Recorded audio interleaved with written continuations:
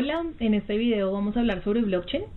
Para mí el blockchain es como una receta que se hace con diferentes ingredientes de criptografía. Entonces ya hemos visto varias, como las firmas electrónicas, como las funciones de hash, pero entonces ahora vamos a ver algunos ingredientes de más y luego ver dos ejemplos de blockchain. Uno imaginario sobre cómo dar, por ejemplo, diplomas en una universidad y otro que ya es como un brochazo sobre Bitcoin para ver cómo funciona. Empecemos entonces con qué es una cadena de bloques. Esto es mucho más anterior que blockchain como tal. La idea es tener un sistema de almacenamiento de información libre de falsificaciones. Esto es como si fuera un libro de contabilidad al cual yo no le puedo arrancar las páginas, no puedo cambiarle el contenido, ¿de acuerdo? Entonces es buenísimo porque yo tengo un libro de contabilidad y yo sé que no me le pueden cambiar las cosas, que no me le pueden arrancar las páginas. Incluso tengo la posibilidad de cifrar la información. Es más, nadie va a poder ver mi libro de contabilidad. Pues eso está buenísimo, ¿cierto? Entonces, ¿cuál es la idea? La idea es que yo tengo un bloque Génesis donde empezamos y ahí entonces se le saca la función de hash. Luego entonces le agrego más información, por ejemplo, voy a tener ciertas sumas en mi libro de contabilidad y esto entonces vuelvo y le saco la función de hash. Entonces si nos damos cuenta, acá en este bloque 3 nosotros tenemos la información del 2 y la información del 1 porque toda esa información está guardada acá y así sucesivamente. Entonces si yo por ejemplo decido voy a cambiarle el contenido aquí en B2 y le voy a agregar acá una línea extra, ¿qué pasa? Que cuando se calcule esta función de hash ya no va a ser la misma la función de hash del B2 original con la función de hash de este B2'. Entonces ahí va a haber un problema, ¿de acuerdo? Entonces se van a dar cuenta. O si yo decido netamente arrancar este de acá, si yo quito este bloque de B2, ¿qué pasa? Automáticamente esta H de B2 pues no va a corresponder al H del bloque Génesis. Entonces no puedo generar esos cambios. ¿Y por qué no puedo generar los cambios? Porque uno podría decir, no, pues tranquilos, yo voy a coger y voy a cambiar este de aquí como si fuera el bloque Génesis, pero entonces yo necesitaría una segunda preimagen del H de B2 y yo no sé calcular la segunda preimagen, ¿de acuerdo? Eso quiere decir que la función de hash está mal y pues obviamente dentro de esta parte vamos a asumir que estamos usando SHA-3, por ejemplo, que estamos usando una función de hash que es resistente, una firma que está bien hecha, un cifrado que está bien hecho, ¿de acuerdo? Entonces esta es la idea de la cadena de bloques y sirve para todo lo que tenga que tener trazabilidad. Si por ejemplo yo quiero tener la trazabilidad de un producto, ejemplo el oro, entonces si viene de ciertas minas donde tienen estos controles ambientales, donde además de todo hay protección de los mineros, etcétera, y luego entonces tiene un intermediario que bla bla bla, ¿cierto? Entonces yo voy agregando toda esta información y cuando llego a la joyería yo puedo garantizar de dónde viene el oro, etcétera. O un café, yo puedo venir de dónde viene, si lo mezclaron, etcétera. Entonces es bien interesante cómo a través de blockchain se puede hacer todo lo de trazabilidad. Por ejemplo, las escrituras de una casa.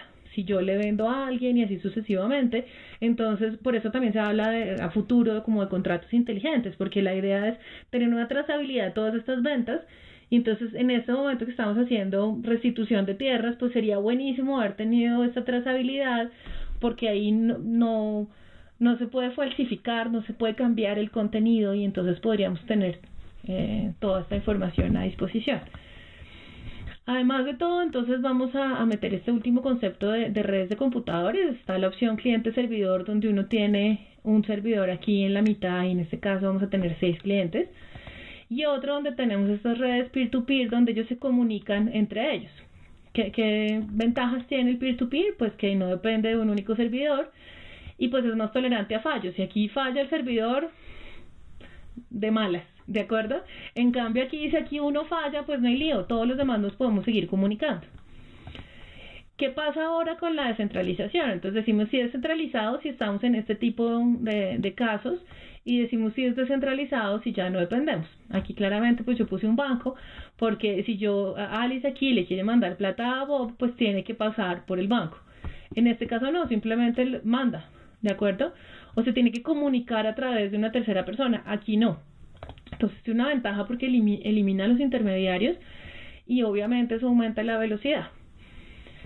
¿Qué pasa entonces? Hagamos un ejemplo de blockchain. Lo primero es que nosotros vamos a tener una red descentralizada. Entonces si yo tengo una red descentralizada La gran pregunta es, listo, ya tenemos una red consensuada, tenemos todos una cantidad de, por ejemplo, en este caso es de cuántas personas se han graduado y cuáles son las personas que se han graduado de una universidad. Entonces, si yo soy el dueño de la universidad, entonces yo listo, empiezo el diploma número 1, número 2, número 1.232, 1.233, ¿cierto? Y voy teniendo el control de mis graduados. Pero ¿qué pasa si esto está en una red y yo quiero tener es un consenso? Entonces, si alguien gradúa al mismo tiempo que yo con el mismo número, pues entonces tenemos un problema, ¿de acuerdo? Y no sé quién se graduó y entonces empiezo a tener, en vez de una solo línea de documentos, empiezo a tener como un árbol y se me van a perder de pronto diplomas. Entonces, ¿cómo hago para tener ese consenso en el hecho de agregar un bloque, de hecho de agregar una persona más al grado? Entonces, si yo ya tengo este consenso, que es que en el bloque 2 todo el mundo, estas personas extras se graduaron y yo ya tengo los grados anteriores, entonces si aquí yo quiero poner, por ejemplo, que Valeri se graduó, entonces se graduó y estamos felices, entonces, ¿qué pasa?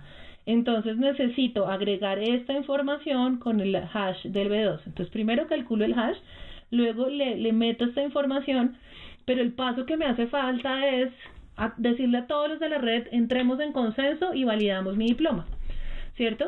Entonces lo primero que hay que hacer es verificar que Valeri sí se puede graduar, que estoy verificando todos los requisitos de grado, el nivel de inglés, si ya pasé las materias, cómo está mi promedio, todo, ¿de acuerdo? Entonces eso es lo primero que se verifica, que sí soy hábil, como que sí estoy habilitada, perdón, para ser una persona que se va a graduar y que puedo estar aquí en B3. Luego entonces empieza algo que nosotros llamamos el minado y es donde entonces llegan estas personas que son los mineros y se ponen a buscar la solución a un acertijo matemático. En este caso inventémonos una ecuación. X al cuadrado más 2x igual a 8. Entonces, ¿cuáles son las soluciones de eso?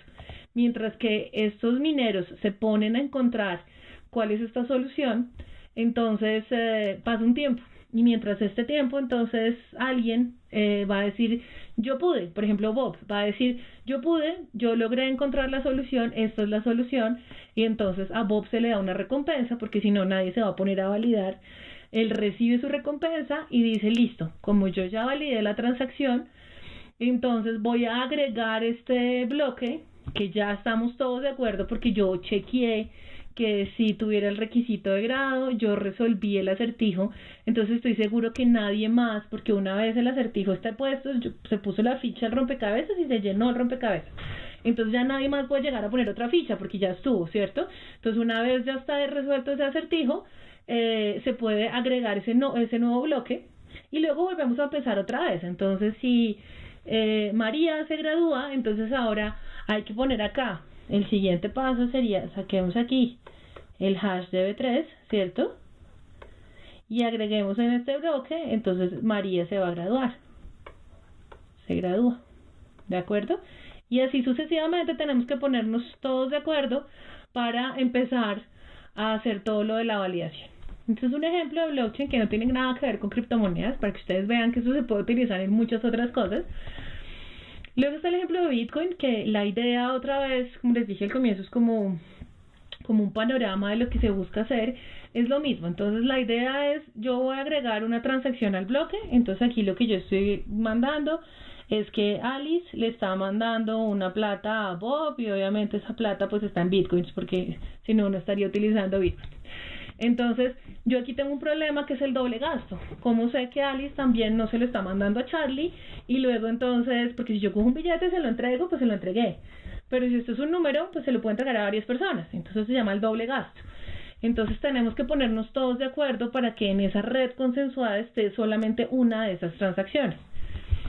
Entonces, lo mismo, Alice le manda la plata a Bob y entonces los mineros que van a validar, pues los requisitos de la transacción. Que Alice sí sea Alice, que Alice tenga esa plata en su billetera, que Bob también sea Bob, que tenga esa plata en la billetera, que sí se puede hacer ese traspaso. Además, esto es pseudoanónimo, no voy a entrar en ese detalle, pero básicamente entonces Alice está firmando, ¿cierto?, con su ID que le está mandando esta información a Bob. Una vez se haya chequeado toda esta información, entran los mineros en concurso y aquí lo que buscan es un acertijo. Ese acertijo ya no va a ser tan fácil como esta ecuación matemática, sino que arranca con un número aleatorio y dependiendo mucho de eso es que se llega o no se llega a la solución. se llama ese minado porque es como encontrar la veta de oro, ¿cierto?, que les permita encontrar la solución.